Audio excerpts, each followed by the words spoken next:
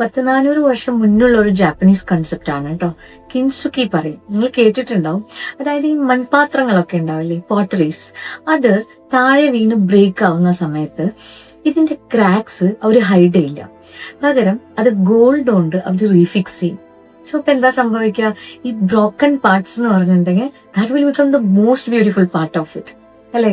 So ഇത്രയും ഞാൻ ആലോചിക്കുന്നത്, ഈ ഒരു മൺപാത്രങ്ങൾക്ക് അല്ലെങ്കിൽ ഒരു മെറ്റീരിയലിന് ഇത്രയും വാല്യൂ കൊടുക്കുന്ന മനുഷ്യർ എന്താ ചെയ്യുന്നത്?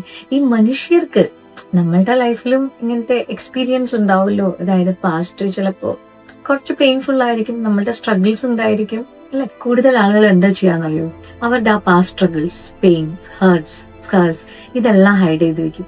പക്ഷെ എല്ലായ്പ്പോഴും അങ്ങനെ ചെയ്യേണ്ട ആവശ്യമുണ്ടോ? ചിലപ്പോ നിങ്ങൾ അനുഭവിച്ച ആ പെയിൻഫുൾ ആയിട്ടുള്ള അല്ലെങ്കിൽ പാസ്റ്റ് സ്ട്രഗിൾസ് ആയിരിക്കില്ലേ നിങ്ങൾ ഇന്ന് കൂടുതൽ സ്ട്രോങ്, ബ്യൂട്ടിഫുൾ, യുണീക്ക് യു ആക്കി മാറ്റിയത്.